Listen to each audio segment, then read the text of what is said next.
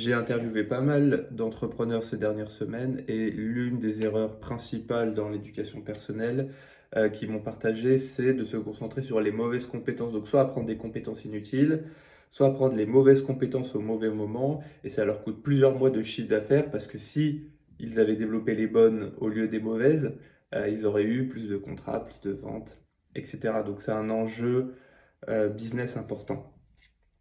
C'est ce qu'on va voir aujourd'hui.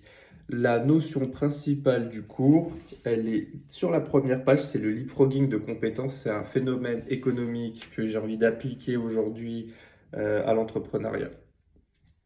Vous me direz ce que vous en pensez. Alors, le leapfrogging, du coup, qu'est-ce que c'est? Eh ben, j'ai pris l'exemple de la Chine qui est facile, je pense, à comprendre. C'est un phénomène économique qui dit qu'on va sauter une opportunité pour se concentrer sur la prochaine. Donc, c'est sauter une étape. C'est anticiper des tendances, prédire le futur et l'exécuter correctement. Si on prend l'exemple de la Chine était presque inexistante dans l'économie automobile, je vais y arriver, ok, dans les moteurs thermiques. Elle aurait pu investir beaucoup de temps et d'énergie à rattraper son retard dans les moteurs thermiques, notamment vis-à-vis de l'Europe. À la place, elle a sauté l'étape moteur thermique et elle s'est concentrée directement sur l'électrique. D'accord? Et aujourd'hui, bah, la Chine, c'est les leaders mondiaux.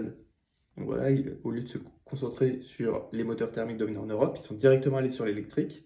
Et aujourd'hui, c'est les leaders mondiaux de l'électrique. Et on ferme, je vais le mettre en rouge, tiens, on ferme des usines en Europe d'automobiles thermiques. Parce que bah, c'est plus l'ère du temps. L'ère du temps, c'est l'électrique. Et les Chinois ont su prédire et exécuter.